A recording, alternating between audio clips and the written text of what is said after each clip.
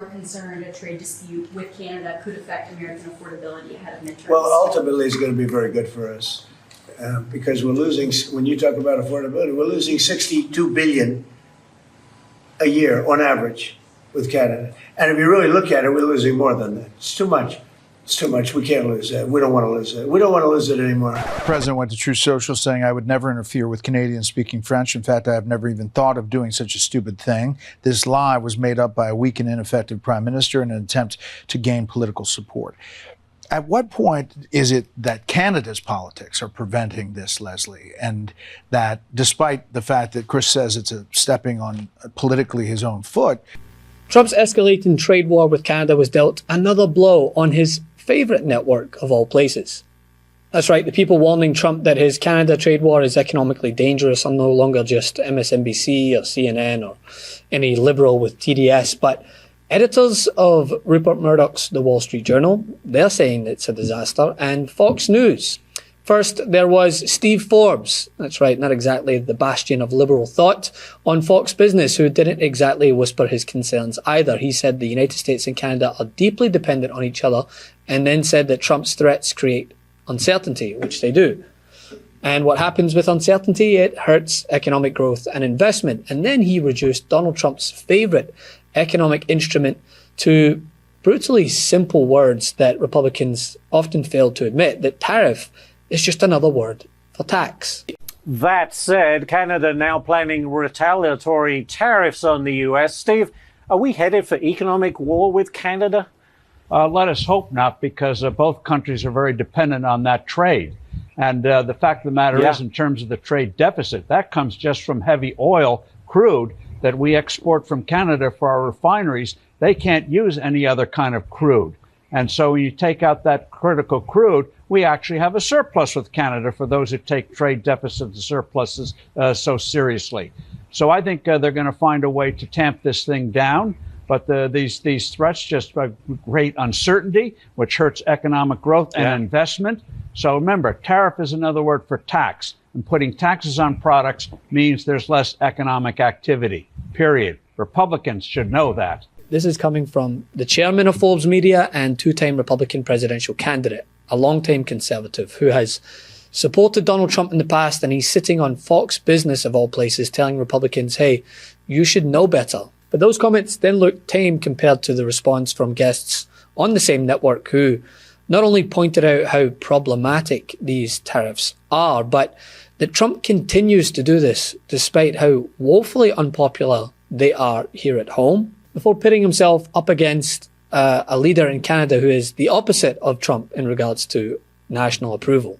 the president went to Truth Social saying, "I would never interfere with Canadians speaking French. In fact, I have never even thought of doing such a stupid thing." This lie was made up by a weak and ineffective prime minister in an attempt to gain political support. At what point is it that Canada's politics are preventing this, Leslie, and that despite the fact that Chris says it's stepping on politically his own foot, that this is the president pushing back on unfair practices? Well, look, if we're going to look at some of the things we don't like, whether it is, the craziness with China, when it comes to Canada, or even just, smaller things like Netflix penalties, you can do this without renaming lakes, and you can do this without imposing tariffs, which do hurt not just the Canadian consumer, the American consumer. But, Mark Carney has a 75% approval rate. Donald Trump is a 33% approval rate. And what you said about tourism, Florida, they're now going into their third quarter down in tourism, and that's a red state, right? But if you talk, and Trey, stop taking my talking points. I was going to talk about Maine, I was going to talk about Michigan. Let's talk about Iowa. 30% of its exports are to Canada. They're our number one trading partner. They're an ally. With the fires, Afghanistan, the list goes on. They've been there and have helped us. We shouldn't be having this type of fight. You can have a conversation without doing this. And by the way, I have a T-shirt that says, it's still the Gulf of Mexico. I guess I got to get one for the lake now, too. Maybe so. Maybe so. All right. And the criticism is now piling up from outlets and personalities that Trump has traditionally viewed as allies. The Wall Street Journal's editorial board looked at Trump's renewed Canada tariffs and they wrote, quote, "the dumbest trade war revisited." Their conclusion, Trump objected when they originally called his Canada and Mexico tariff fight the dumbest trade war in history, but now, according to the Journal, it just got dumber. And the reasons are, among other things, inflationary pressure remains a major concern, something that even Republicans can't lie their way out of on air. To where it was when we took office. When he took office a year and a half ago, it is lower. Congressman, no, it's not. Inflation was lower when he took office than it is now. It just is. Prices are, inflation is higher now than when he first took office. It's gone up. It was coming down. It was. So let's go right to your point. Has the president done things economically that would lower the cost of doing business? And the answer was we were until the war started. And once the war started, as you know, the gasoline prices have increased, and the increase in gasoline prices have had a large effect off not only travel, but upon doing business. And that would be correct. I think you have to hammer them every single day until November. Cannot wait. These consultants drive me nuts, okay? They fly around in private jets. They collect a huge amount of money. And I think they're lying to these Republican candidates. This is going to be a brutal cycle. Republicans might pull it out. We all hope they do. And America is dealing with the economic consequences of the Iran war that is elevating energy costs during a politically tumultuous moment with the midterms fast approaching and Trump doing everything possible to try to hinder the voting process. And what's his next move? A trade war with Canada? But don't worry, everyone. You can go and get a map that says Lake America on it and put it right next to your Gulf of America mug. That will help you afford groceries, right? So this is Lake Ontario in Canada and in the United States. But we're going to make a little change. We're going to call it something different than Lake Ontario. We're going to call it Lake America. And all it takes is a good pen and some intelligence. So Lake Ontario, that's gone. Lake America. So now we have a lake, and now we have a Gulf, because we have the Gulf of America, now we have Lake America, without the of. Thank you very much, everybody. Enjoy Lake America. It's never been more apparent this administration's all smoke and mirrors to try and mask the fact that this president's failing badly. Canada, since Mark Carney became the prime minister in March of 2025, has outperformed everyone in America and also the Eurozone and anywhere in the world. The 10 largest stock markets in the world, Canada appreciated the most, more than 40%. Okay. And we know the past year has been pretty good for stocks. Yeah.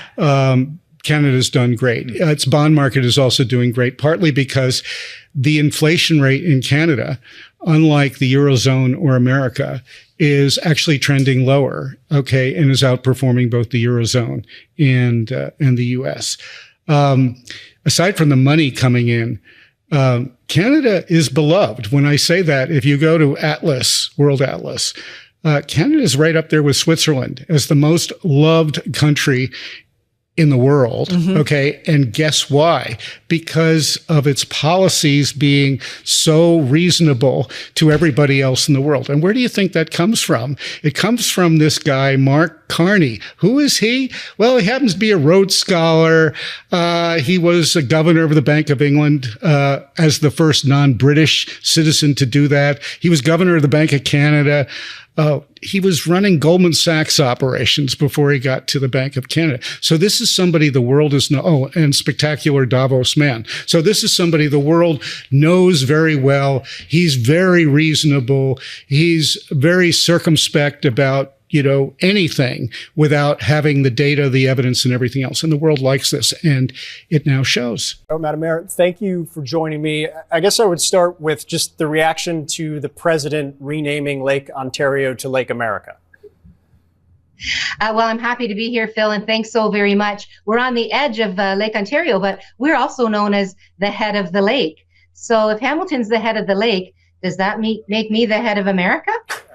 This is how silly things have gotten, right? I mean, if I was the head of America or the mayor of America, I'd drop the tariffs right now and get people back to work. But I'm Hamilton's mayor, So what I'm focused on is getting people working, making sure that we're doing everything we can to protect and support our workers. I don't have time for silly name games. I very much appreciate your response, because I, like you, don't really find any of this worthwhile at this point. We've already done the name change thing with Gulf of Mexico / Been there, America. done that. Before you go, our book, WTF America, is available for pre-order now. It's the story of how we got here and how we fight our way back. To pre-order, scan the QR code or click the link in the description. Let's do this.